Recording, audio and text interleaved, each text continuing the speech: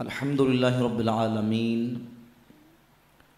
الملک الحق المبین والصلاة والسلام علی سیدنا و مولانا محمد طہ الامین وعلی آلہ و اصحابہ اجمعین ومن اتبعہم الی یوم الدین اما بعد فاعوذ باللہ من الشیطان الرجیم بسم اللہ الرحمن الرحیم وإلہکم الہ واحد لا الہ الا هو الرحمن الرحیم صدق اللہ مولانا العظیم وصدق رسولہ النبی الکریم الامین الرؤوف الرحیم ان اللہ وملائکتہ یصلون علی النبی یا ایہا الذین آمنوا صلوا علیہ وسلموا تسلیما الصلاۃ والسلام علیک یا سیدی یا رسول اللہ وعلی آلک واصحابک یا سیدی یا حبیب اللہ الصلاۃ والسلام علیک یا سیدی یا نبی اللہ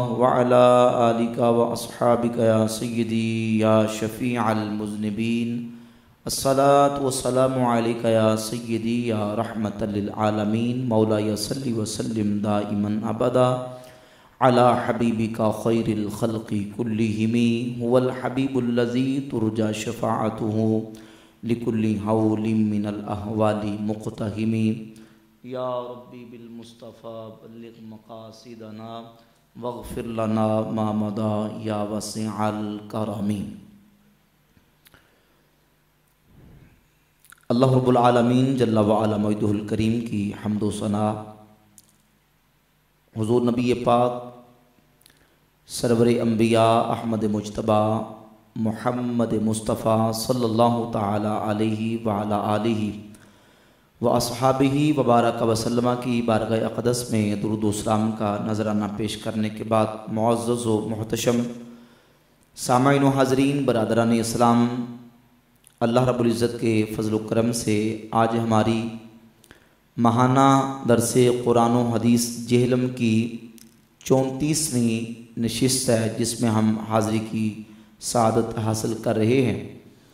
ہماری 34ویں ماہانہ درس قرآن و حدیث کی اس نشست کا آج عنوان ہے عقیدہ توحید اور مشرکین عرب۔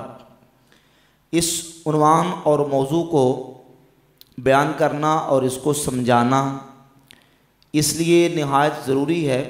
عقیدہ توحید کی اہمیت اور توحید کے منافی اور مناقضات کون کون سی چیزیں ہیں، کیونکہ عقیدہ توحید ہمارا مسلمانوں کا بنیادی اور اہم عقیدہ ہے، اور اس کے ساتھ ساتھ جو ایک خاص قسم کی ذہنیت رکھنے والا طبقہ ہے وہ عقیدہ توحید کی آڑ میں مسلمانوں کو عقیدہ توحید سے ہٹا ہوا اور مشرک اور نعوذ باللہ کلمہ گو مشرک اور کافر ثابت کرنے کی ناپاک جسارت اور کوشش کرتا ہے۔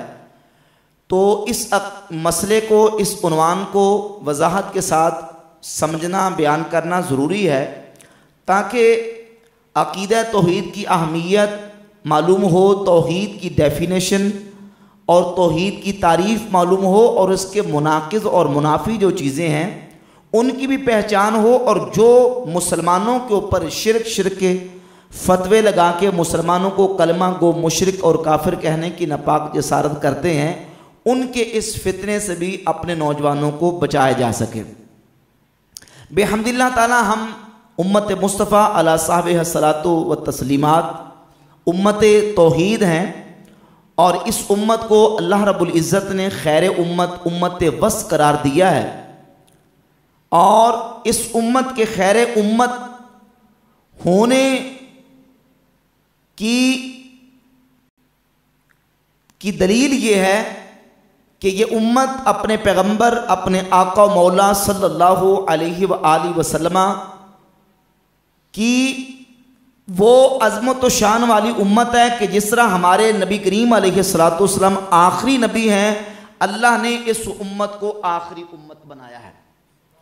یہ امت قیامت کی صبح تک توحید پر قائم رہے گی، اور قیامت کے دن بھی جب آدم علیہ السلام سے لے کر نبی پاک صلی اللہ علیہ وآلہ وسلم کی ذات اقدس کی امت تک سارے نبیوں کی امتیں جمع ہوں گی، تو صحیح بخاری مسلم کی حدیث ہے، قیامت کے دن جو لوگ انبیاء علیہم الصلوۃ والتسلیمات کی امتیں جمع ہوں گی، 120 صفیں قیامت کے دن اہل جنت کی ہوں گی، ان میں سے حضور فرماتے 80 صفیں فقط میری امت کی ہوں گی۔ یہ اس امت کی خیریت ہے۔ ایک طرف تو ہم قرآن و سنت کی روشنی میں بحمد اللہ تعالیٰ یہ بات ثابت اور واضح کرتے ہیں کہ یہ امت خیر ہے، امت وسط ہے، امت توحید ہے، سب امتوں سے افضل امت ہے، سب امتوں سے بہتر امت ہے۔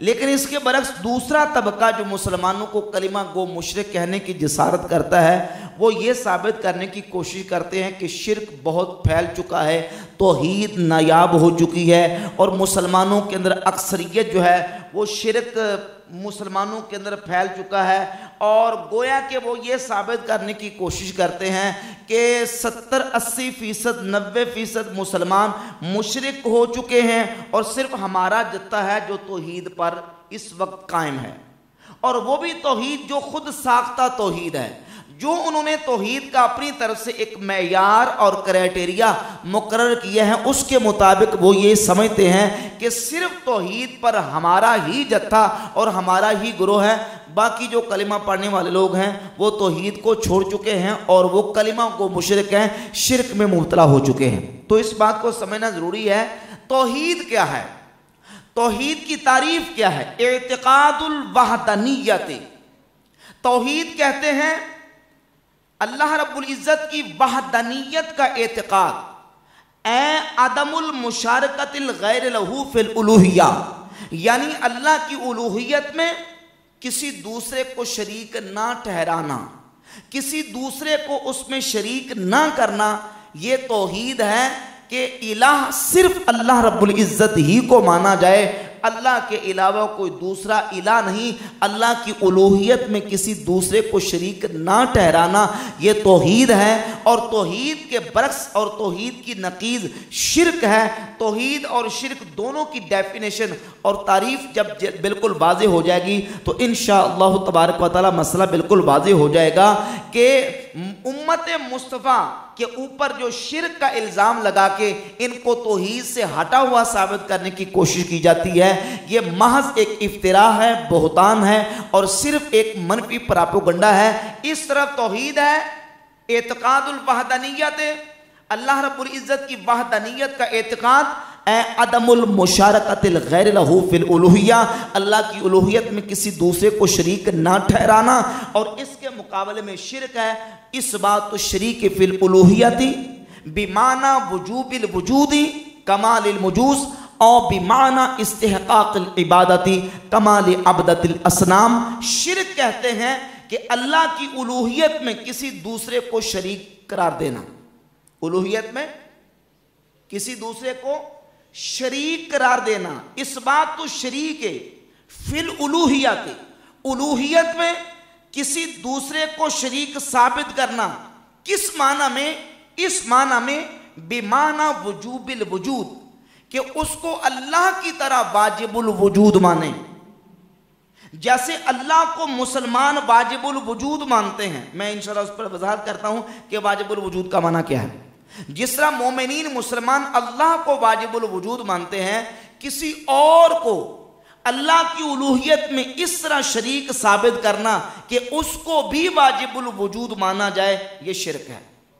کمال المجوس، جس طرح کے مجوسی مانتے ہیں، مجوسی دو خداؤں کو مانتے ہیں، اور وہ پیرل میں متوازن دو خداؤں کو بیک اس طرح مانتے ہیں کہ ایک نیکی کا خدا ہے، ایک بدی کا خدا ہے، ایک اہرمان ہے اور ایک یزدان ہے، دونوں مستقل ہیں، دونوں واجب ذات ہیں، دونوں کو مستقل مانتے ہیں، لیکن کہتے ہیں خدا دو ہیں، ایک اہرمان ہے، ایک یزدان ہے۔ تو یہ مجوسیوں کا شرک ہے کہ وہ نعوذ باللہ تعالی اللہ رب العزت کے جو ہے وہ ان اپنے خداؤں کو برابر واجب الوجود مانتے ہیں، تو جو اللہ کے علاوہ کسی دوسرے کو واجب الوجود مانے، جس طرح کے مجوسی مانتے ہیں، وہ بھی مشرک ہے۔ یا یہ ہے کہ وہ اللہ کے ساتھ کسی دوسرے کو مستحق عبادت جانے، کمال عبادت الاصنام، جس طرح کے بتوں کے پجاری اپنے بتوں کو، اپنے باطل معبودوں کو عبادت کا مستحق جانتے ہیں، وہ بھی مشرک ہیں۔ جو اللہ کے علاوہ کسی دوسرے کو واجب الوجود مانے، یہاں سمجھے مفہوم کی 3 قسمیں ہیں: واجب، ممکن اور محال۔ واجب کا معنی کہ جس کا ہونا ضروری ہے، اور ممکن کا معنی جس کا ہونا ضروری نہیں تھا، وہ ممکن الوجود تھا، اور محال جس کا نہ ہونا ضروری ہے۔ یہ مفہوم کی 3 قسمیں ہیں۔ تو واجب الوجود وہ ہے جس کا ہونا ضروری ہے، اور وہ صرف فقط اللہ کی ذات ہے۔ باقی جتنی مخلوقات ہیں وہ ممکن الوجود ہیں، جن کا ہونا ضروری نہیں تھا، اللہ نے ان کو چاہا تو پیدا کیا، ان کا ہونا ضروری نہیں تھا۔ صرف اللہ کی ذات ہے جس کا ہونا یعنی واجب الوجود ہو، جو واجب الوجود ہے، جس کا ہونا ضروری ہے۔ اور باقی جو محالات ہیں، وہ نقائص، وہ عیوب، عجز ہو، انکساری ہو، عاجزی ہو، محتاجی ہو، عیوب ہو، نقائص ہو، نٹوریس جتنی چیزیں ہیں، وہ اللہ رب العزت کی ذات کے لیے محال ہے، ناممکن ہے، ان کا نہ ہونا ضروری ہے، ان کا نہ ہونا ضروری ہے۔ واجب وہ جس کا ہونا ضروری، اور محال وہ جس کا نہ ہونا ضروری، اور ممکن وہ ہے کہ جس کا نہ ہونا ضروری ہے، نہ ہونا ضروری ہے۔ اللہ کی ذات واجب الوجود ہے، باقی ساری مخلوقات وہ ممکن الوجود ہے، اور جو چیزیں عیب والی ہیں وہ اللہ کی ذات کے لیے محال اور ناممکن ہیں۔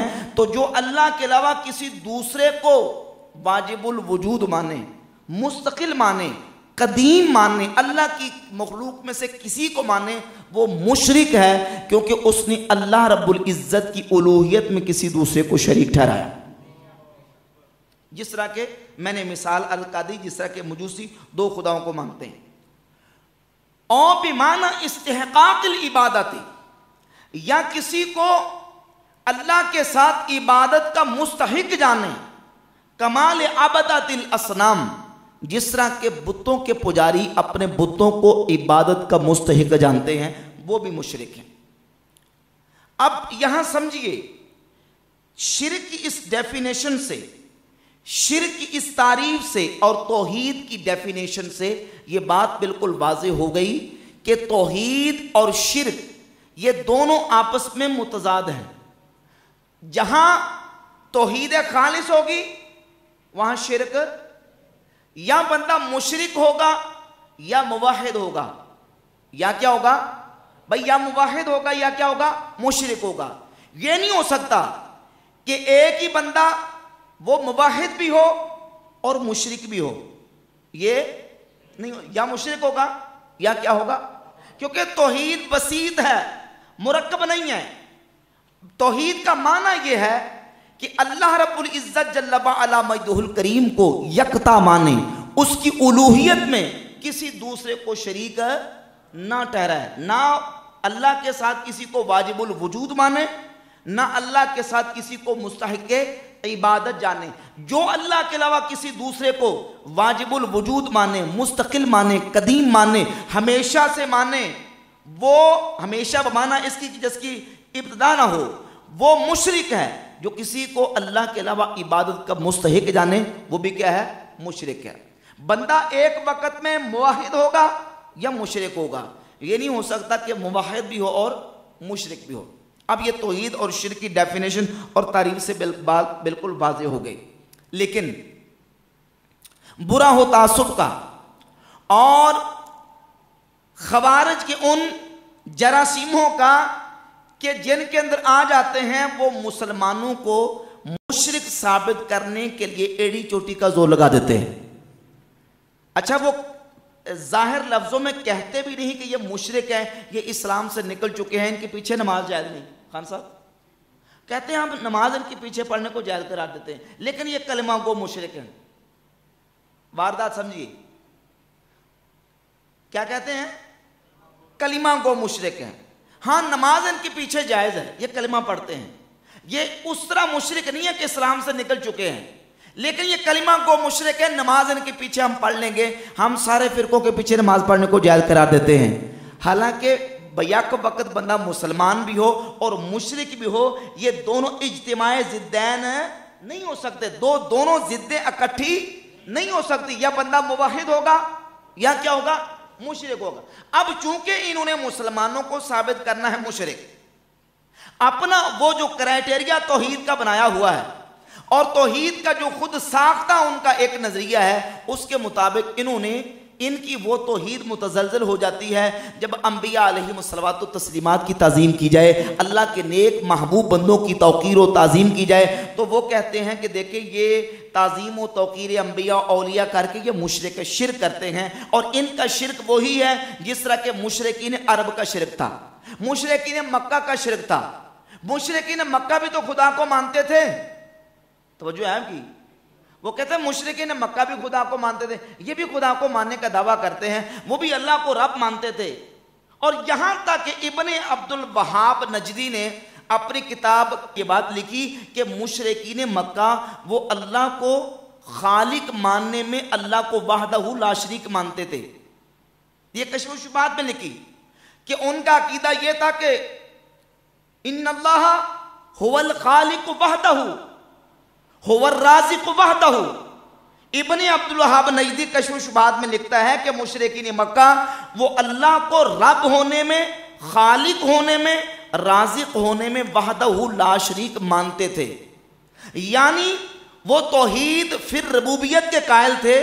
ان کا شرک تھا تو وہ شرک تھا شرک فی الالوہیت والا، وہ اللہ کو رب ماننے میں وحدہ لا شریک مانتے تھے، خالق و رازق ہونے میں وحدہ لا شریک مانتے تھے، لیکن وہ چونکہ اپنے بتوں کی عبادت کرتے تھے اس لیے وہ مشرک تھے۔ بھائی بات سمجھ آ رہی ہے؟ یہ مقدمہ جو میں نے آپ کے سامنے تمہید بیان کی ہے، اس اشکال کا جواب اس سے ہو گیا کہ بھئی یہ نہیں ہو سکتا کہ ایک بندہ وہ موحد بھی ہو، یعنی مشرکین مکہ موحد بھی تھے اور مشرک بھی تھے۔ موحد اس اعتبار سے کہ وہ اللہ کو رب ماننے میں وحدہ لا شریک مانتے تھے، لیکن اللہ کو الہ ہونے میں یعنی اس کی عبادت میں اس کو وحدہ لا شریک نہیں مانتے تھے، وہ بتوں کی عبادت کر کے مشرک ہوتے تھے، شرک کرتے تھے۔ جبکہ توحید فی الربوبیت اور توحید فی الالوہیت ان کا آپس میں تلازم ہے، یعنی جب کوئی بندہ اللہ کو رب ماننے میں اللہ کو وحدہ لا شریک مانے گا تو وہ اس بات کو یہ متضمن ہے کہ وہ توحید فی الالوہیت کا عقیدہ بھی رکھتا ہے۔ جب وہ اللہ کو رب ماننے میں وحدہ لا شریک مانتا ہے تو وہ اس کی عبادت میں بھی کسی اور کو اس کا شریک نہیں ٹھہرا سکتا، اور جب بندہ اللہ کو اس کی عبادت کرنے میں وحدہ لا شریک مانتا ہے تو وہ اللہ تبارک و تعالیٰ کے علاوہ کسی دوسرے کو رب نہیں مانے گا، وہ صرف اللہ ہی کو رب مانتا ہے۔ اور یہاں ایک مسئلے کی وضاحت بھی سن لیں کہ ایک ہے کلمہ رب کا اطلاق بغیر اضافت کے، اور ایک ہے اضافت کے ساتھ۔ قرآن و سنت میں کہیں بھی مخلوق کے لیے رب کا کلمہ بغیر اضافت کے استعمال نہیں ہوا۔ مخلوق کے لیے جہاں بھی رب کا کلمہ استعمال ہوا تو وہ اضافت کے ساتھ ہوا۔ سورہ یوسف میں کئی مقامات پہ سیدنا یوسف علیہ السلام کا قول بھی ہے، فرماتے ہیں کہ انہو ربی احسن مثوائی، سورہ یوسف میں یہاں رب کی اضافت یا متکلم کی طرف ہے، فَأَنْسَاهُ الشَّيْطَانُ ذِكْرَ رَبِّهِ، ذکر ربی، رب کی اضافت ہی ضمیر کی طرف ہے، تو رب ہی، ربہ، ربی، رب کا کلمہ مخلوق کے لیے اضافت کے ساتھ تو قرآن و سنت میں ذکر ہوا ہے، لیکن اضافت کے بغیر مخلوق کے لیے رب کا کلمہ ذکر، جب اضافت کے بغیر یعنی نسبت کے بغیر اس کا رب، اس کا رب، یہ ہوگا تو اضافت کے ساتھ ہو سکتا ہے، لیکن جب مطلقاً رب کہیں گے تو اس کا اطلاق صرف اللہ تبارک و تعالیٰ کے لیے ہو سکتا ہے، مخلوق کے لیے رب کا کلمہ بغیر اضافت کے استعمال نہیں ہو سکتا۔ تو جو اللہ کو رب ہونے میں وحدہ لا شریک مانتا ہے تو یہ بات اس بات کو شامل ہے کہ وہ الوہیت میں بھی اللہ کا کسی کو شریک نہیں ٹھہراتا۔ تو اب مسلمانوں کو مشرک قرار دینے کی یہ واردات انہوں نے کھیلی۔ انہوں نے کہا کہ دیکھیں آج اگر کلمہ پڑھنے والوں کو ہم مشرک قرار دیتے ہیں تو کیا ہوا؟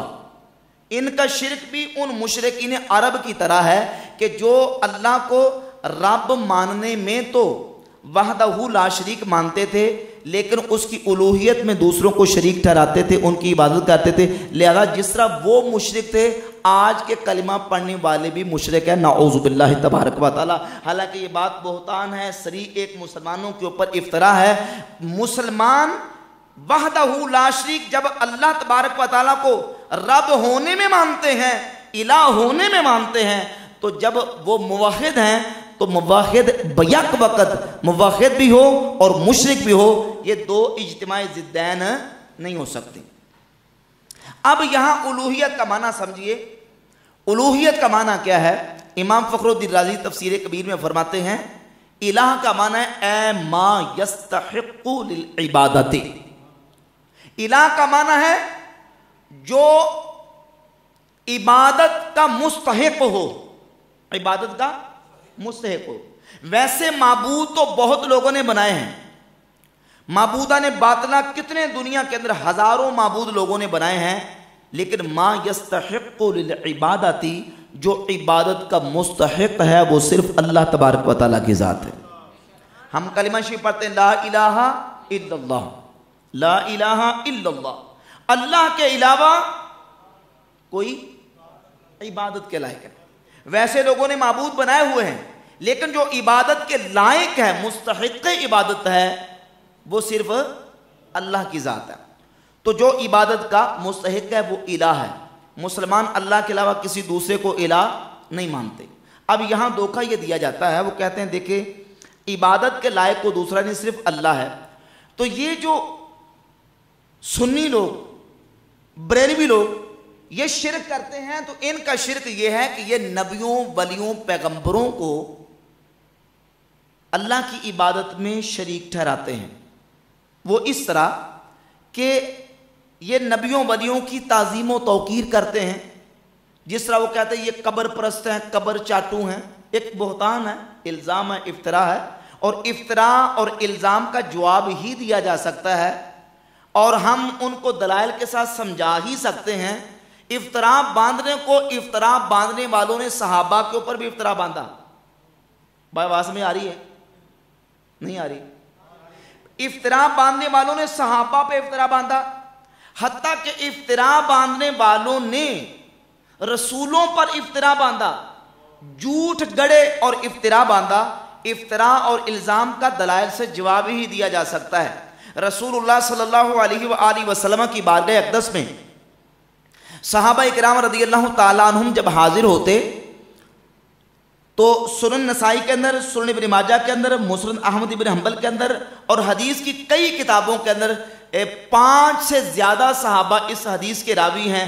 حدیث موجود ہے کہ نبی پاک علیہ السلام کی بارگاہ میں صحابہ آ کے یہ کہا کرتے تھے، کسی کام کا ارادہ کرتے تو کہتے کہ ما شاء اللہ ورسولہ، ما شاء اللہ ورسولہ، یا ما شاء اللہ وشئتا، یا کہتے ما شاء اللہ وشاء محمد صلی اللہ علیہ وسلم، جو اللہ چاہے اور اے نبی آپ چاہیں، جو اللہ چاہے اور آپ چاہیں۔ صحابہ کرام کا یہ معمول تھا۔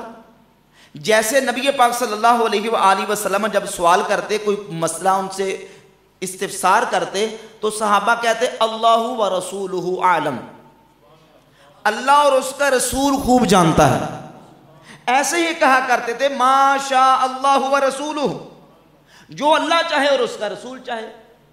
اور یہ صحابہ کی روٹین تھی، کوئی ایک مرتبہ کا واقعہ نہیں، یہ ان کا معمول تھا کہ یہی کہا کرتے تھے۔ ایک دن ایک یہودی نے قتیلہ بنت سیفی رضی اللہ تعالیٰ عنہ صحابیہ کہتی ہیں کہ اس یہودی نے رسول اللہ صلی اللہ علیہ وآلہ وسلم کی بارگاہ میں حاضر ہو کے یہ کہا، مسند احمد ابن حنبل اور سنن نسائی کی حدیث ہے کہ اس نے کہا کہ یا محمد صلی اللہ علیہ وآلہ وسلم، نعم القوم انتم لولا انکم تنددون وانکم تشرکون، اے محمد تم بڑے اچھے لوگ ہو اگر تم اللہ کے برابر نہ ٹھہراؤ اور اگر تم شرک نہ کرو، اگر تم اللہ کے برابر نہ کرو اور شرک نہ کرو پھر تم بڑے اچھے لوگ ہو۔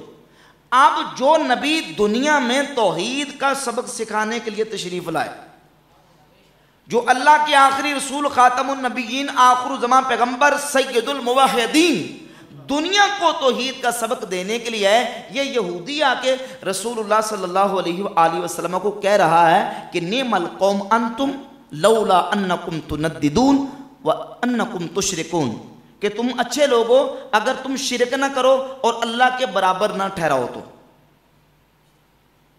یہودی کہہ رہا ہے نبی پاک علیہ الصلوۃ والسلام کی ذات اقدس کو، وہ اس یہودی کا بہتان تھا، افتراء تھا، جھوٹ تھا، تو نبی پاک علیہ الصلوۃ والسلام نے فرمایا سبحان اللہ، اللہ پاک وہ کون سا شرک ہے نعوذ باللہ جو ہم کر رہے ہیں، جو تم یہ کہہ رہے ہو کہ ہم شرک کرتے ہیں، وہ کون سا شرک ہے؟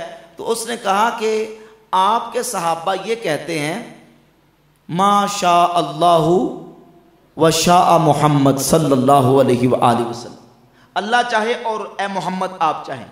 یہ جو ہے نا یہ اللہ کے برابر محمد کو کر دیا، آپ کو اللہ کے برابر کر کے یہ شرک کر رہے ہیں، تو یہ تو ہو رہا شرک۔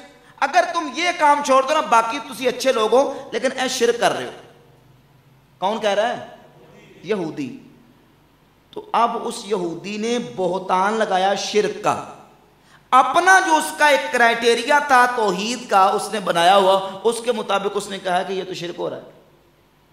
اب نبی پاک صلی اللہ علیہ وآلہ وسلم نے صحابہ کو یہ نہیں کہا کہ صحابہ سارے پڑھ لو کلمہ اور تجدید ایمان کرو، تجدید نکاح کرو، کیونکہ تم تو اتنی دیر سے شرک کرتے آ رہے ہو، لہذا اب اس شرک سے کر لو توبہ، پہلے تم کلمہ گو مشرک تھے اب بنو مسلمان۔ ایسا نہیں ہوا، اور نبی پاک صلی اللہ علیہ وآلہ وسلم کی ذات اقدس کے سامنے ہوا، جس نبی کی بعثت کا مقصد ہی اللہ کی توحید پہنچانا ہے، اس نبی کے سامنے شرک ہوتا رہا اور انہوں نے کبھی روکا ہی نہیں، جو آئے ہی توحید کا سبق دینے کے لیے۔ اگر یہ مان لیا جائے کہ حضور کے سامنے یہ ہوتا رہا اور حضور نے منع بھی نہیں کیا اور اصل میں حقیقت میں یہ تھا بھی شرک، تو یہ تو ایسا اعتراض اٹھے گا کہ جس کا جواب نہیں بن پڑے گا۔ تو یہ سمجھنا پڑے گا کہ اصل میں یہ شرک نہیں تھا، کیونکہ یہ کہنے والے صحابہ تھے، اور صحابہ کا یہ عقیدہ تھا کہ مشیت خداوندی اور مشیت نبوی میں فرق ہے۔ اللہ کی مشیت ذاتی ہے اور محبوب کی مشیت اللہ کی مشیت کے ماتحت ہے۔ حضور وہی چاہتے ہیں جو رب چاہتا ہے، حضور کی مشیت خدا کی مشیت کے خلاف یا اس سے الگ نہیں ہے، حضور کی مشیت اللہ کی مشیت کے تحت ہے۔ حقیقی و مجازی، ذاتی و طائی، اس عقیدے کے ساتھ صحابہ یہ کہتے تھے، تو نبی پاک علیہ الصلوۃ والسلام کو پتہ تھا یہ توحید والے ہیں، اہل توحید ہیں، ان کے ذہنوں میں کبھی تصور بھی نہیں ہو سکتا کہ وہ اپنے نبی کو مستقل سمجھیں، واجب الوجود سمجھیں اور اللہ کا شریک قرار دیں نعوذ باللہ تعالیٰ، یا وہ نبی کی مشیت کو ذاتی اور حقیقی سمجھیں۔ یہ تو کسی مسلمان سے تصور نہیں ہو سکتا، کیونکہ مسلمان جب کسی چیز کی طرف نسبت کرتا ہے تو حقیقی مجازی کا فرق اس کے سامنے ہوتا ہے۔ ایک جملہ اگر کوئی دہریہ کہے انبت ربیع البقل، موسم نے سبزی کو اگایا، موسم نے، ایک دہریہ جو خدا کے وجود کا منکر ہے، خدا کی ہستی کا منکر ہے، وہ یہ کہتا کہ آسمان اور زمین اور یہ ساری کائنات کا نظام ایک حادثہ ہے، ایک اتفاقی امر ہے، اور یہ ایک حادثاتی طور پہ چل رہا ہے، اور ساری چیزیں جو ہیں وہ ایک اتفاقی اور حادثاتی امر کے ساتھ ہیں، ان کو کوئی بنانے والا چلانے والا نہیں ہے۔ وہ اگر یہ جملہ بولے کہ موسم نے سبزی کو اگایا، تو اس کا چونکہ عقیدہ یہ ہے کہ موسم ہی مؤثر حقیقی ہے، حقیقت میں اگاتا موسم ہے، موسم نہ ہو تو سبزی نہیں اگتی۔ جب دہریہ اور ایتھیسٹ یہ جملہ کہے گا تو اس کا یہ کہنا کفر ہوگا، اور اگر یہی جملہ کو مومن مسلمان کہتا ہے کہ موسم نے سبزی کو اگایا تو اس کا یہ جملہ کفر نہیں، کیونکہ اس کا عقیدہ یہ ہے کہ مؤثر حقیقی، منبت حقیقی اللہ کی ذات ہے، اللہ نے موسم کو سبزی کے اگانے کا سبب اور ذریعہ بنا دیا۔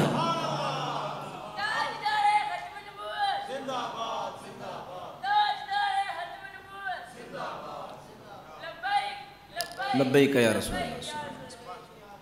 تو صحابہ اس عقیدے کے ساتھ کہتے تھے کہ نبی پاک صلی اللہ علیہ وآلہ وسلم کی مشیت وہ اللہ کی مشیت کے تحت ہے۔ تو حضور نے کبھی ان کو نہیں کہا کہ تم شرک کر رہے ہو، حضور تو آئے ہیں توحید سکھانے کے لیے۔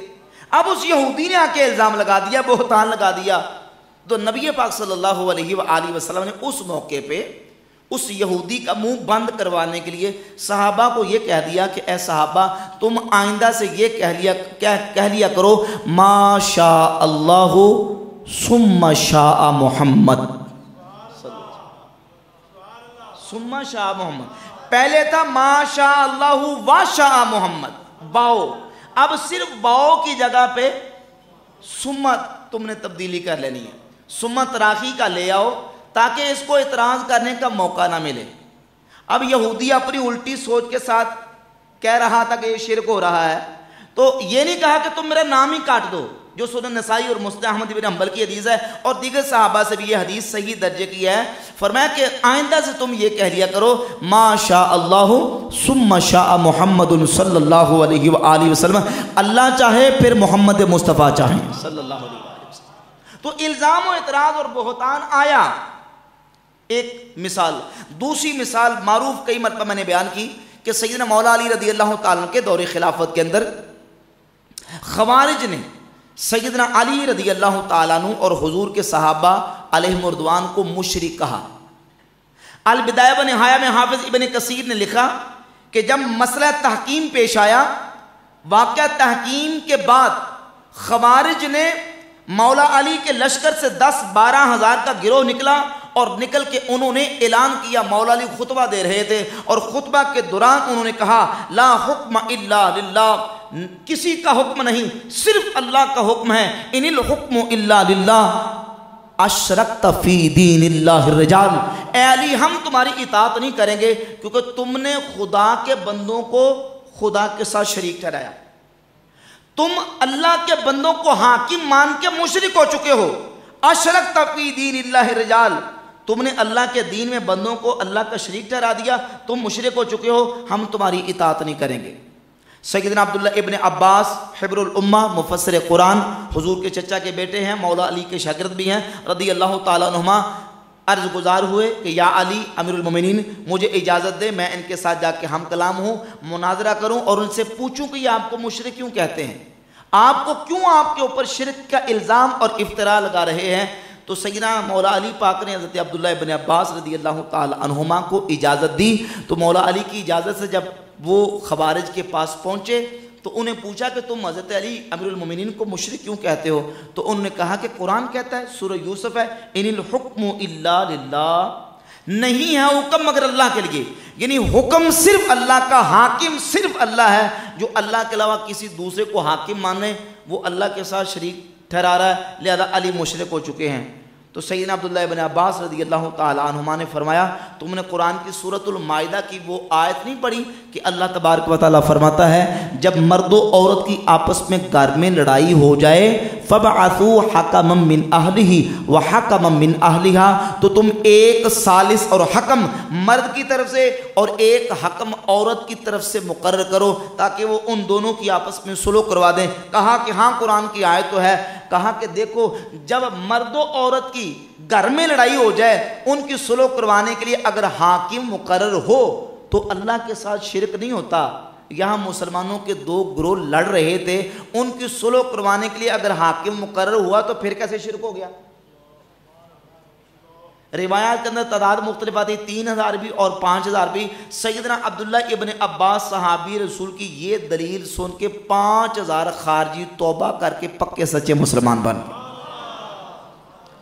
یہ دو مثالیں میں نے دی ہیں، بہت ساری باتیں کی جا سکتی ہیں کہ الزام لگا، افتراء اور بہتان لگانے والوں نے نبی اللہ پہ شرک کا بہتان لگایا، صحابہ پہ شرک کا بہتان لگایا۔ آج اگر اہل سنت و جماعت جو مسلمانوں کا جمہور، مسلمانوں کی جماعت ہے، سواد اعظم ہے، ان کو کلمہ گو مشرک قرار دینے کی ناپاک جسارت کی جاتی ہے، تو یہ بھی ایک افتراء ہے، بہتان ہے۔ اللہ کے فضل و کرم سے یہ امت تو وہ امت ہے کہ احادیث صحیحہ کے اندر موجود ہے، رسول اللہ صلی اللہ علیہ وآلہ وسلم فرماتے ہیں کہ اللہ رب العزت میری امت کو کبھی گمراہی پہ جمع نہیں کرے گا۔ کفر اور شرک کا درجہ سب سے اوپر ہے، اور اس سے نیچے گمراہی کا، اس کے بعد پہ آتا ہے گناہ کا یا حرام کا، مکروہ کا۔ کفر اور شرک سب سے، بھئی جب کفر و شرک سے نیچے والا گمراہی والا مسئلہ اور گمراہی والا مرحلہ، امت گمراہی پہ جمع نہیں ہو سکتی تو امت شرک پہ بھی جمع نہیں ہو سکتی۔ یہ حدیثیں تو پڑھتے ہو دن رات کہ امت گمراہی پہ جمع نہیں ہو سکتی، اجماع امت حجت ہے، اجماع امت حجت ہے۔ بھئی جب اجماع امت حجت ہے اور امت گمراہی پہ جمع نہیں ہو سکتی تو امت شرک پر بھی جمع۔ وہ کہتے ہیں ٹھیک ہے ہم یہ تو مانتے ہیں کہ امت ساری کی ساری امت شرک نہیں کر سکتی، لیکن یہ مطلب نہیں ہے کہ امت شرک کر ہی نہیں سکتی۔ بھئی ہم کہتے ہیں جب ہم امت کی فضیلت کی آیات اور احادیث پڑھتے ہیں اور امت کی عظمت و شان کو بیان کرتے ہیں تو ایک اصول یہ ہے کہ لِلْأَكْثَرِ حُکْمُ الْكُلِّ النَّادِرُ كَالْمَعْدُومِ، اکثر کا حکم کل کے لیے ہوتا ہے اور جو تھوڑا ہوتا ہے وہ نہ ہونے کی طرح ہوتا ہے۔ 100 بندوں کی جماعت ہے، 100 بندوں میں سے 5 بندے جیب کترے ہیں، 5 بندے چور ہیں، تو کیا کہیں گے کہ ساری جماعت ہی چور ہے؟ نہیں کہہ سکتے نا، 4-5 بندے۔ اور اگر 100 میں سے 95 بندے چور ہیں یا 95 بندے جیب کترے ہیں، تو اب اگر کوئی شخص یہ کہے کہ یہ جماعت ہی چوروں کی ہے تو اس میں کوئی مبالغہ نہیں ہوگا، کیونکہ لِلْأَكْثَرِ حُکْمُ الْكُلِّ، اکثر کے لیے کل کا حکم ہوتا ہے۔ النادر کالمعدوم، اور نادر تھوڑا اس کا کوئی شمار نہیں، وہ نہ ہونے کی طرح ہوتا ہے۔ ہم کہتے ہیں جن احادیث میں رسول اللہ صلی اللہ علیہ وآلہ وسلم نے امت سے شرک کی نفی کی ہے اس کا اطلاق کل پر بھی ہوتا ہے، یعنی کل امت بھی شرک میں مبتلا نہیں ہو سکتی اور اکثر و اغلب امت بھی شرک میں مبتلا نہیں ہو سکتی اگر امت کے بارے میں یہ عقیدہ رکھ لیا جائے جس طرح کہ پراپوگنڈا کر کے تاثر دیا جاتا ہے کہ اس وقت توحید بڑی نایاب ہو چکی ہے، شرک پھیل چکا ہے۔ اس میں دہلوی نے تقویۃ الایمان کی بالکل شروع میں لکھا، کہتا کہ توحید بہت نایاب ہو چکی ہے اور شرک بہت پھیل چکا ہے۔ میں نے کہا ہاں، جو توحید تمہاری خود ساختہ ہے وہ نایاب ہو چکی ہے۔ اللہ کے فضل و کرم سے جو مسلمانوں کی توحید ہے کہ جس میں نبیوں کی تعظیم کرنے سے توحید پر فرق نہیں آتا، ولیوں کی توقیر کرنے سے توحید پر فرق نہیں آتا، کیونکہ اگر تم اس تعظیم و توقیر کو عبادت کہہ کے توحید کے منافی اور مناقض قرار دو گے تو پھر تو فرق آئے گا، جبکہ ہم اللہ کے فضل و کرم سے قرآن و سنت کی روشنی میں کہتے ہیں تعظیم اور ہے، عبادت اور ہے۔ تعظیم اور عبادت کو ایک نہیں کیا جا سکتا۔ تعظیم تو وہ ہے جس کا حکم ہے قرآن میں وَتُعَزِّرُوهُ وَتُوَقِّرُوهُ، نبی کی تعظیم کرو، نبی کی توقیر کرو، تعظیم و توقیر کا تو حکم ہے۔ اب سمجھیے ذرا عبادت کا معنی، اور عبادت کے حوالے سے جو شبہ ڈالا جاتا ہے اور عبادت کا معنی بیان کر کے وہ کہتے ہیں دیکھیں یہ الوہیت کے اندر اللہ کے ساتھ شریک ٹھہراتے ہیں تو یہ شرک کر رہے ہیں، یہ توحید کے مناقض و منافی عمل کرتے ہیں۔ سمجھیں بھئی توحید کیا ہے؟ اعتقاد الوحدانیت اے عدم المشارکت لغیر لہو فی الالوہیہ، اللہ کی الوہیت میں کسی دوسرے کو شریک نہیں کرنا۔ اور الوہیت کیا ہے؟ ما یستحق للعبادہ، الہ وہ ہوتا ہے جو عبادت کا مستحق ہے۔ تو ہم عبادت کا مستحق صرف اللہ کی ذات کو مانتے ہیں، نبیوں ولیوں پیغمبروں کو ہم ان کی تعظیم کرتے ہیں، توقیر کرتے ہیں، اکرام کرتے ہیں۔ اب تعظیم اور عبادت میں فرق بھی کرنا ضروری ہے۔ عبادت کیا ہے؟ اب ایک ہے عبادت کا لغوی معنی اور ایک ہے عبادت کا شرعی معنی. ہر جگہ پہ لغوی معنی اس کا اعتبار نہیں کیا جاتا، بلکہ ہم نے شرعی معنی کو دیکھنا ہوتا ہے. کس کو دیکھنا ہوتا ہے؟ شرعی معنی کو. ورنہ اگر میں مثالیں پیش کروں تو ہمارے عام روٹین میں کتنی ایسی عبادات ہیں، کتنے ایسے معاملات ہیں جن میں اگر ہم ان چیزوں کا لغوی معنی دیکھیں تو لغوی معنی سے ان چیزوں کی حقیقت سمجھ نہیں آئے گی. ہم اس کا شرعی معنی دیکھیں گے اور شرعی معنی کا وہاں اعتبار کریں گے. نماز ہو، روزہ ہو، حج ہو، ان چیزوں کا آپ لغوی معنی دیکھیں، لغوی معنی اور بنتا ہے، شرعی معنی اور بنتا ہے. عبادت کا لغوی معنی کیا ہے؟ تذلل، الخضوع. لیکن جب ہم شرعی معنی دیکھتے ہیں تو عبادت کا شرعی معنی یہ ہے ہیا غایت الخضوع والتذلل لمن یعتقد الخاضع فیہ صفت ربوبیت، یعنی کسی کے لیے اس طرح عاجزی انکساری کرنا کہ جس کے لیے عاجزی انکساری جس کی تعظیم و توقیر کر رہا ہے وہ خشوع و خضوع کرنے والا وہ اس کے لیے ربوبیت کی صفات کا بھی اعتقاد رکھتا ہو، اس کے رب ہونے کا عقیدہ رکھتا ہو. جب اس کے رب ہونے کا عقیدہ رکھ کے اس کے ساتھ یہ اعتقاد رکھے گا اور اس کی تعظیم و توقیر کرے گا اور اس کا اس طریقے سے احترام کرے گا تو اس کا وہ ہر عمل وہ عبادت کی کیٹیگری میں آ جائے گا. کب؟ جب اس کے لیے صفات ربوبیت کا اعتقاد رکھے، یہ عقیدہ رکھ کے. 20 مثالیں دی جا سکتی ہیں لیکن ایک موٹی سی عام فہم آسان سمجھ میں آنے والی مثال ذہن نشین کر لیں. سیدنا آدم علی نبینا و علیہ الصلوۃ والسلام کو فرشتوں نے سجدہ کیا، سجدہ کیا. دیکھیے سجدہ یہ عبادات میں سے وہ حصہ ہے کہ سمجھے کہ جہاں عبادت کا بالکل اعلیٰ مرتبہ انسان پاتا ہے نا، اعلیٰ مرتبہ وہ سجدہ ہے. قیام بھی عبادت ہے، رکوع بھی عبادت ہے، قومہ بھی، جلسہ بھی، تشہد بھی عبادت ہے. لیکن سب سے اعلیٰ جو درجہ وہ کون سا ہے؟ سجدہ. سجدہ کہ جہاں انسان کا سب سے اعلیٰ حصہ سب سے نچلی جگہ پہ جا کے لگ جاتا ہے. زمین میرے پاؤں کے نیچے ہے اور میرا ماتھا، میری پیشانی ظاہر ہے کہ جسم کا سب سے اعلیٰ حصہ اوپر والا، یہ سب سے اعلیٰ حصہ وہ جا کے زمین پہ بندہ ٹیک دیتا ہے. وضع الجبہۃ علی الارض، اپنی پیشانی کو زمین پہ رکھ دینا، اس کو سجدہ کہتے ہیں. یعنی عبادت کا انتہائی مرتبہ، انتہائی رتبہ یہ سجدہ ہے. یہ طریقہ جو ہے اگر بندہ بندے کے سامنے اختیار کرے، بظاہر ایک بندہ نماز کے دوران سجدہ کرے تو اس کا سجدہ کرنا عبادت ہے، لیکن فرشتوں نے آدم علیہ السلام کو سجدہ کیا اور سورہ یوسف اٹھائیں وَخَرُّوا لَهُ سُجَّدًا. جناب یعقوب علیہ السلام، ان کی بیوی اور ان کے بیٹوں نے یوسف علیہ السلام کو سجدہ کیا.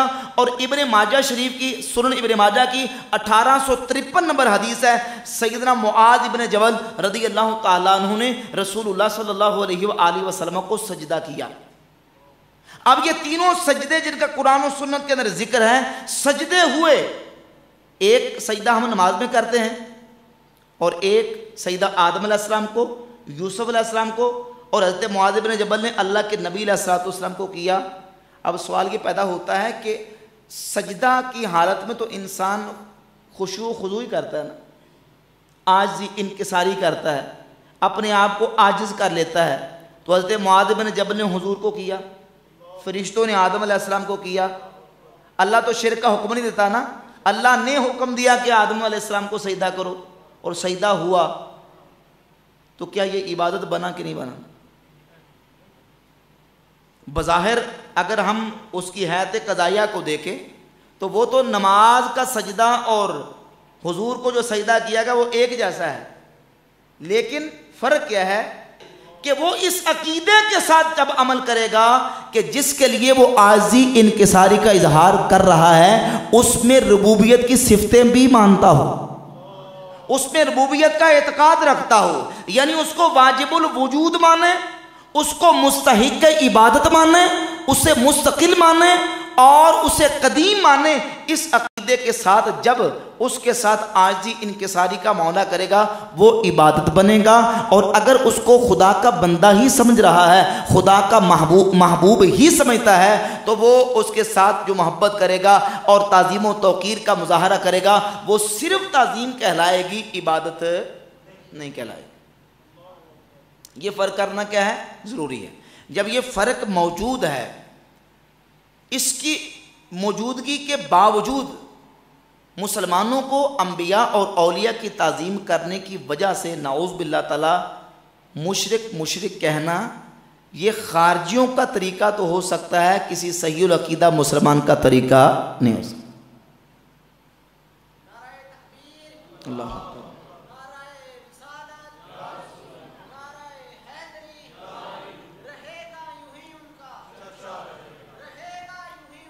چرچا رہے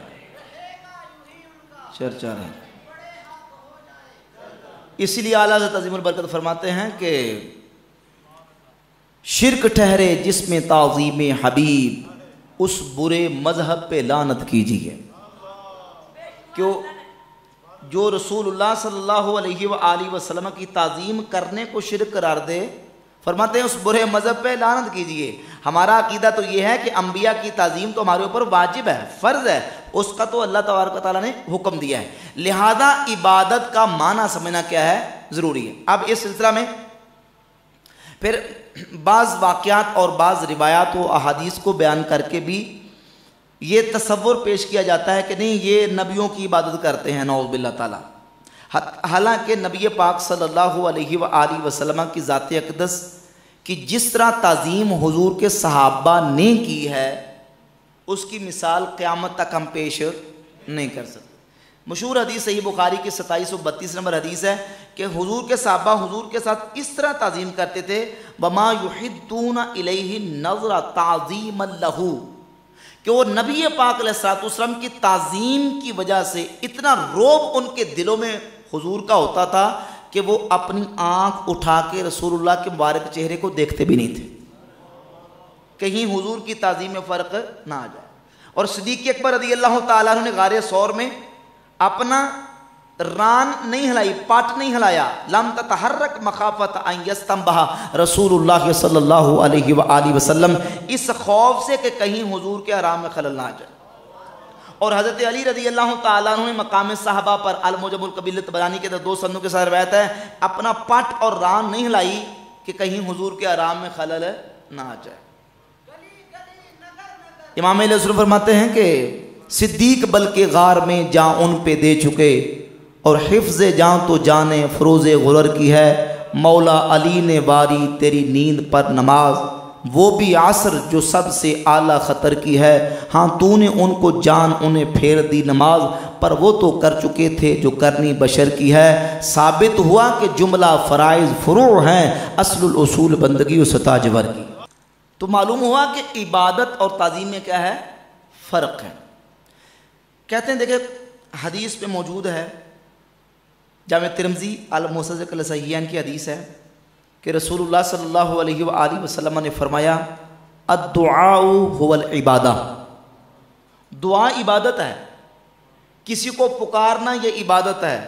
تو یہ جو آپ یا رسول اللہ، یا نبی اللہ، یا حبیب اللہ کہتے ہیں، یہ بھی تو آپ عبادت ہی کر رہے ہیں، کیونکہ دعا عبادت ہے، پکارنا کیا ہے؟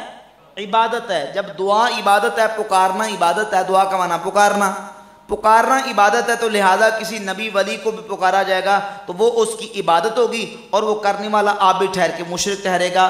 یہ تو توحید کے خلاف ہے، آپ کہتے کہ ہم توحید کے اوپر ہیں۔ یہ ایک اشکال پیش کیا جاتا ہے، اعتراض کیا جاتا ہے۔ تو جواباً گزارش یہ ہے کہ اس حدیث کو سمجھنے کی ضرورت ہے۔ اس حدیث کو سمجھیں کہ اس حدیث کا مطلب کیا ہے۔ الدعاء هو العبادہ، اگر علی الاطلاق یہ کہا جائے کہ کسی کو پکارنا یا کسی کو بلانا یہ عبادت ہے، تو قرآن و سنت کے اندر پکارنے کا ذکر موجود ہے۔ سورۃ النور کی آیت نمبر 63 نکالیں، اللہ تبارک و تعالیٰ فرماتا ہے اے ایمان والو رسول کے پکارنے کو ایسا نہ ٹھہرا لو جس طرح تمہارا ایک دوسرے کو پکارنا۔ ایک تفسیر یہ ہے، اور دوسری تفسیر یہ ہے کہ یعنی ایک تو یہ کہ رسول کو اس طرح نہ پکارو جس طرح کہ تم ایک دوسرے کو پکارتے ہو، اور دوسری تفسیر یہ کہ رسول کے پکارنے کو اس طرح نہ سمجھ لو جس طرح کہ تمہارا ایک دوسرے کو پکارنا، یعنی ایک دوسرا تمہیں پکارے تو ٹھیک ہے بات سن لی تو سن لی، نہ دل کیا تو نہ سنی، ایسا نہ کرو، بلکہ جب رسول تمہیں پکاریں تو فوراً حاضر ہو جاؤ۔ یہ دو تفسیریں مفسرین نے اس آیت کی ہیں۔ بہر صورت دونوں تفسیروں کی روشنی میں رسول امتی کو پکاریں یا امتی رسول کو پکاریں، دعا رسول، یہاں کلمہ بھی دعا کا ہے، یہاں پکارنا تو پایا گیا۔ اگر مطلقاً پکارنا ہی عبادت ہے تو نعوذ باللہ کیا قرآن نے خود شرک کا حکم دیا؟ قرآن نے خود شرک کو پرموٹ کیا نعوذ باللہ تعالی۔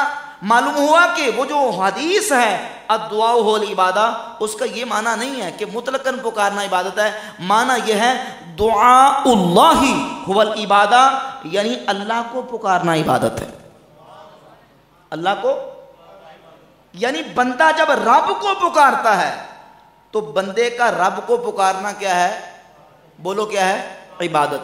بندہ بندے کو پکارے تو عبادت نہیں ہے، کیوں؟ کیونکہ بندہ بندے کو پکار رہا ہے بندہ سمجھ کے، مخلوق سے۔ والرسول یدعوکم فی اخراکم، جنگ احد کے دن رسول تمہیں دوسری جماعت میں پکار رہے تھے، رسول تمہیں، والرسول یدعوکم فی اخراکم، رسول دوسری جماعت میں پکار رہے تھے، اور اللہ تعالیٰ نے ابراہیم علیہ السلام کو حکم دیا کہ ان پرندوں کو لے کے سدائیں اور پھر ان کو ذبح کر کے اور ان کا گوشت پہاڑوں پہ پھینک دیں، ثم ادعوہن یأتینک سعیا، جب ان کو ذبح کر کے ان کے ٹکڑوں کو آپ پہاڑوں پہ پھینک دیں، ثم ادعو، پھر ان کو پکاریں، کیا کریں؟ ادعو، دعا یدعو دعان و دعوتان سے ادعو ہے امر کا صیغہ، دعا یدعو دعا، ادعو لا تدعو، یہ سارے صیغے دعا ہی سے بنتے ہیں۔ معنی یہ ہے، یعنی اس کا مادہ روٹ ایک ہے، معنی یہ ہے کہ اے ابراہیم آپ ان کو پکاریں تو یہ دوڑتے ہوئے آپ کی طرف آ جائیں گے۔ یہاں پکارنے کا ذکر ہے تو معلوم ہوا کہ مطلقاً پکارنا عبادت نہیں ہے، دعا اللہ والعبادہ، اللہ کو پکارنا عبادت ہے، کیونکہ جب بندہ اللہ کو پکارتا ہے اس عقیدے کے ساتھ پکارتا ہے کہ میں اپنے رب کو پکار رہا ہوں، میں اپنے معبود برحق کو پکار رہا ہوں۔ بندے کا بندے کو پکارنا وہ عبادت نہیں ہے۔ پھر کبھی استغاثہ کو عبادت قرار دیتے ہیں، کبھی توسل کو عبادت قرار دیتے ہیں، جبکہ اللہ کے فضل و کرم سے اگر ہم توسل کی بات کریں، وسیلہ کی بات کریں، نبیوں کے ولیوں کے وسیلے کی بات کریں، قرآن و سنت کے اندر اس کے مستقل ہمارے پاس دلائل موجود ہیں۔ استغاثہ کی بات کریں تو استغاثہ بھی عبادت نہیں۔ اگر استغاثہ عبادت ہوتا، صحیح بخاری کی 1475 نمبر حدیث ہے، نبی پاک صلی اللہ علیہ وآلہ وسلم فرماتے کل قیامت کا دن ہوگا، کذالک استغاثوا بآدم، پھر ساری مخلوق اکٹھی ہو کے آدم علیہ السلام سے استغاثہ کرے گی۔ صحیح بخاری کی صحیح حدیث ہے، 1475 نمبر۔ کن سے استغاثہ کرے گی؟ استغاثہ یستغیثو استغاثتاً کا معنی ہے فریاد کرنا۔ کیا معنی ہے؟ فریاد کرنا، کہ ساری مخلوق اکٹھی ہو کے آدم علیہ السلام سے فریاد کرے گی۔ استغاثوا بآدم ثم بموسیٰ، پھر موسیٰ علیہ السلام سے فریاد کرے گی، استغاثہ کرے گی، ثم بمحمد صلی اللہ علیہ وآلہ وسلم، اور پھر محمد مصطفیٰ صلی اللہ علیہ وآلہ وسلم سے استغاثہ کریں گے، فریاد کریں گے، اور نبی پاک علیہ السلام پھر ان کی بگڑی بنائیں گے، اور نبی پاک صلی اللہ علیہ وآلہ وسلم پھر مخلوق کی شفاعت کریں گے۔ اور 1904 نمبر صحیح مسلم کی حدیث ہے، حضور فرماتے ہیں یرغب الی الخلق کلہم، ساری کل کی کل مخلوق اس دن میری طرف رغبت کر رہی ہو، یرغب الی الخلق کلہم حتی ابراہیم علیہ السلام، حتیٰ کہ جد الانبیاء ابراہیم علیہ السلام بھی قیامت کے دن میری طرف رغبت فرما رہے ہوں گے۔ اعلیٰ حضرت عظیم البرکت مجدد دین و ملت شاہ امام احمد رضا کا محدث بریلی رحمۃ اللہ فرماتے ہیں، آپ فرماتے ہیں وہ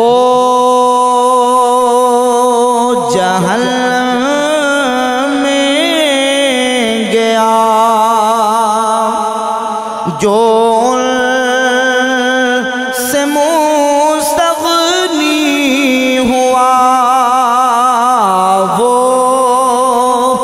جہنم میں گیا، جو سے مستغنی ہوا ہاں وہ جہنم میں گیا، جو سے مستغنی ہوا ہے خلیل اللہ کو حاجت رسول اللہ کی ہے، خلیل اللہ کو حاجت رسول اللہ کی، عرش حق ہے مسند رفعت رسول اللہ کی، دیکھنی ہے حشر میں عزت رسول اللہ کی، اور سورج الٹے پاؤں پلٹے، چاند اشارے سے وہ چاک نجدی دیکھ لے قدرت رسول اللہ کی، نجدی دیکھ لے قدرت رسول اللہ۔ تو فرماتے ہیں کہ ہے خلیل اللہ کو حاجت رسول اللہ کے، استغاثوا بآدم ثم بموسیٰ ثم بمحمد صلی اللہ علیہ وآلہ وسلم، استغاثہ کریں گے، فریاد کریں گے۔ معلوم ہوا کہ استغاثہ کرنا عبادت نہیں، استغاثہ عبادت نہیں، استغاثہ جو ہے وہ عبادت سے الگ ہے۔ استغاثہ کو عبادت میں ڈال کے مسلمانوں کو کلمہ کو مشرک بنانے کی اجازت نہیں۔ استغاثہ اور چیز ہے، عبادت اور چیز ہے، وسیلہ اور چیز ہے، عبادت اور چیز ہے، تعظیم و توقیر الگ ہے اور عبادت الگ ہے۔ یہ ایک پوری ڈیٹیل ہے، تفصیل ہے۔ مختصر یہ ہے کہ دیکھیں ہم قیام کرتے ہیں نماز میں کھڑے ہونا عبادت ہے، اپنے والدین کے لیے کھڑے ہونا عبادت کیوں؟ کیفیت تو ایک جیسی ہے تو ایک جیسی ہے، فرق یہ ہے کہ نماز میں جب کھڑے ہوتے ہیں اس عقیدے کے ساتھ کہ ہم اپنے رب کے سامنے کھڑے ہیں، اپنے الہ کے سامنے کھڑے ہیں، اور والدین کے سامنے جب کھڑے ہوتے ہیں تو یہ عقیدہ رکھ کے کہ یہ میرے ماں باپ ہیں، استاذ کے سامنے، پیر و مرشد کے سامنے، اس عقیدے کے ساتھ نماز میں تشہد میں بیٹھنا عبادت ہے۔ لیکن حدیث جبریل صحیح مسلم کی اٹھائیں، جناب جبریل امین علیہ السلام نبی پاک علیہ السلام کی بارگاہ میں حاضر ہوئے۔ حدیث میں صحابہ کہتے ہیں فَأَسْنَدَ رُكْبَتَيْهِ إِلَى رُكْبَتَيْهِ وَوَضَعَ كَفَّيْهِ عَلَى فَخِذَيْهِ۔ جناب جبریل امین علیہ السلام انسانی شکل میں آئے، اپنے گھٹنے حضور کے مبارک گھٹنوں سے ملا دیے اور اپنے ہاتھ اپنے ایسے رانوں پر رکھ کے حضور کی بارگاہ میں سوال کیا، اے محمد یہ بتائیں کہ ایمان کیا ہے، اسلام کیا ہے، احسان کیا ہے، صلی اللہ علیہ وآلہ وسلم۔ اب جناب جبریل کا آ کے بیٹھنا حضور کی بارگاہ میں تشہد کی حالت میں، یہ تعظیم کے لیے ہے، عبادت کے لیے نہیں۔ حتیٰ کہ سجدہ ہم جب کرتے ہیں تو یہ عبادت ہے، لیکن آدم علیہ السلام کو سجدہ عبادت، یعقوب علیہ السلام اور آپ کی بیوی اور بیٹوں نے یوسف علیہ السلام کو سجدہ کیا، وہ عبادت۔ حضرت معاذ بن جبل نے حضور کو سجدہ کیا، وہ عبادت، وہ صرف تعظیم ہے۔ تو تعظیم اور عبادت میں کیا ہے؟ فرق ہے۔ استغاثہ عبادت نہیں، تعظیم عبادت نہیں، توسل عبادت نہیں ہے۔ ہاں اس عقیدے کے ساتھ اگر کوئی عمل کرتا ہے کہ کہ کسی کو اپنا الہ سمجھتا ہے، اسے مستحق عبادت جانتا ہے، اسے واجب الوجود مانتا ہے، تو وہ مشرک ہے، وہ توحید کے خلاف کر رہا ہے۔ اور مشرکین عرب کا شرک یہ تھا کہ وہ اپنے معبودان باطلہ کی عبادت کرتے تھے۔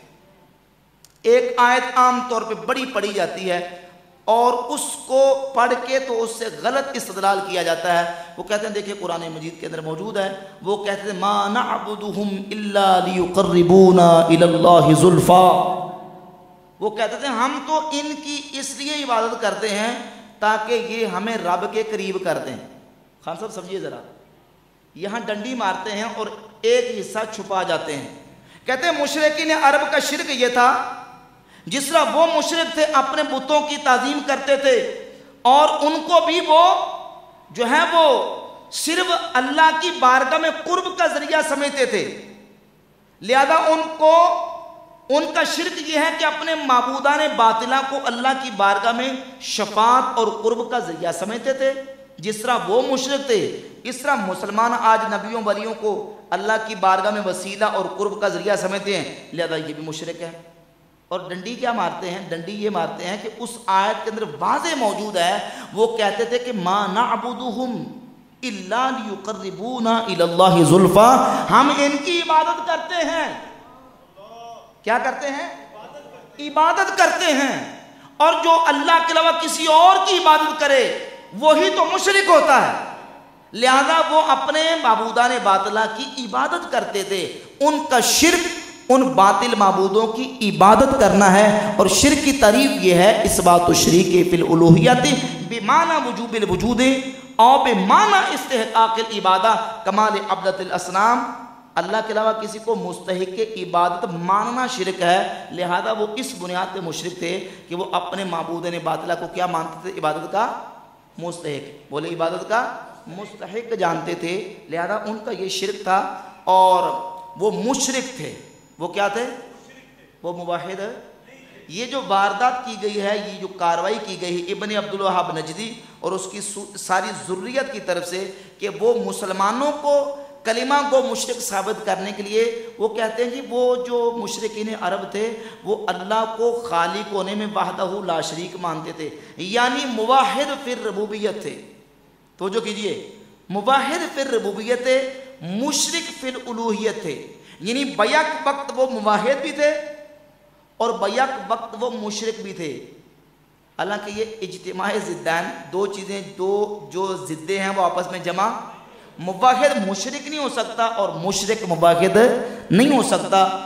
مشرکین مکہ مشرک تھے، ان کو یہ کہنا کہ وہ اللہ کو رب ہونے میں وحدہ لا شریک مانتے تھے، نہ قرآن سے ثابت ہے، نہ حدیث سے ثابت ہے، نہ وہ اللہ کو مانتے تھے، نہ وہ اللہ کو جانتے تھے، اور نہ وہ اللہ کو وحدہ لا شریک مانتے تھے۔ ایک حوالہ میں آپ کے سامنے رکھتا ہوں، امام محمد ابن حسن شیبانی رحمہ اللہ کی کتاب ہے یہ السیر الکبیر، اس کی پہلی جلد ہے اور پہلی جلد کے صفحہ نمبر 100 پہ امام شمس الائمہ سرخسی رحمۃ اللہ تعالی لکھتے ہیں وَعَبْدَةُ الْأَوْثَانِ كَانُوا يُقِرُّونَ بِاللَّهِ تعالی قال اللہ تعالی، جو مشرکین مکہ تھے وہ اپنے معبودان باطلہ کی عبادت بھی کرتے تھے اور وہ اللہ کا اقرار بھی کرتے تھے۔ کہتے تھے قرآن مجید میں وَلَئِن سَأَلْتَهُمْ مَنْ خَلَقَهُمْ لَيَقُولُنَّ اللَّهُ، اگر آپ ان سے سوال کریں کہ انہیں کس نے پیدا کیا، وہ کہیں گے اللہ نے۔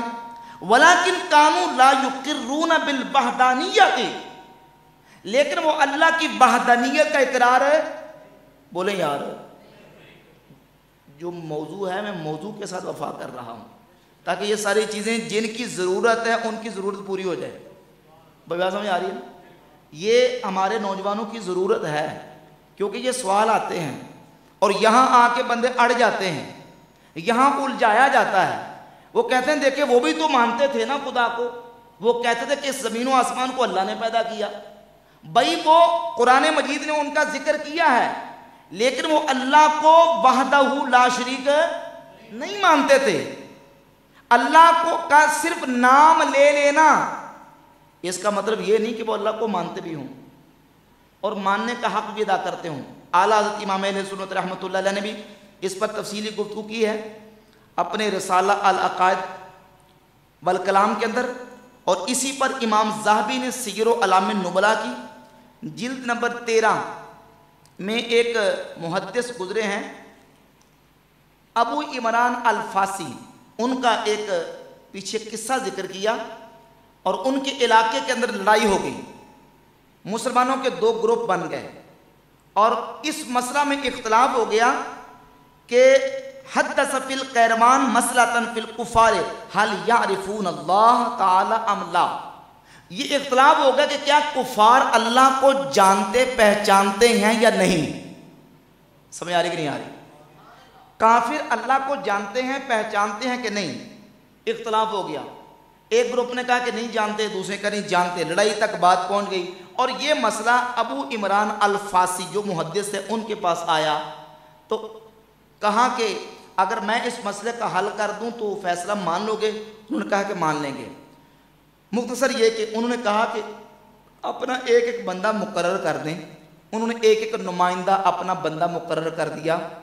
تو ابو عمران الفاسی نے کہا یہ بتاؤ کہ اگر کوئی شخص باہر سے آئے اور آپ اس سے میری معرفت میری پہچان پوچھیں کہ ابو عمران الفاسی کون ہے، اور وہ یہ کہے کہ ابو عمران فاسی وہ ہے کہ جو گلیوں بازاروں کے اندر سودا بیچتا ہے اور وہ فلاں شہر کے اندر رہتا ہے، تو یہ بتاؤ کہ اس نے مجھے پہچانا؟ وہ کہنے لگے کہ نہیں، اس نے نہیں پہچانا۔ پھر کہا کہ ایک دوسرا بندہ جس سے میری معرفت پوچھو میرے بارے میں کہ وہ ابو عمران الفاسی کون ہے، تو وہ آ کے یہ بتائے کہ ابو عمران الفاسی وہ ہے، تو اب اس نے مجھے جاننا اور پہچانا؟ کہا کہ بالکل۔ تو جو کیجئے، اسے جاننا پہچانا؟ کہا بالکل جاننا پہچانا۔ تو جواب دیا، فرمایا کہ ہاں فَكَذَلِكَ الْكَافِرُ قَالَ لِرَبِّهِ صَاحِبَةٌ وَوَلَدٌ، کافر نے اللہ کو نہیں پہچانا کیونکہ وہ اللہ کا نام لے کے اللہ کے لیے بیوی مانتا ہے، اللہ کا نام لے کے اللہ کے لیے اولاد مانتا ہے، وَأَنَّهُ جِسْمٌ، اور اللہ کا جسم مانتا ہے، فَلَمْ يَعْرِفِ اللَّهُ، اس نے اللہ کو نہیں پہچانا، کیونکہ جو اللہ کی صفات ہیں، صفات کمالیہ، وہ اللہ کی صفات کمالیہ کے ساتھ اللہ کو نہیں مان رہا، اور جو اللہ کی ذات کے صفات منافی ہیں ان کا اللہ کی ذات کے لیے اس بات کر رہا ہے، اس نے اللہ کو حقیقت میں نہ جانا نہ پہچانا۔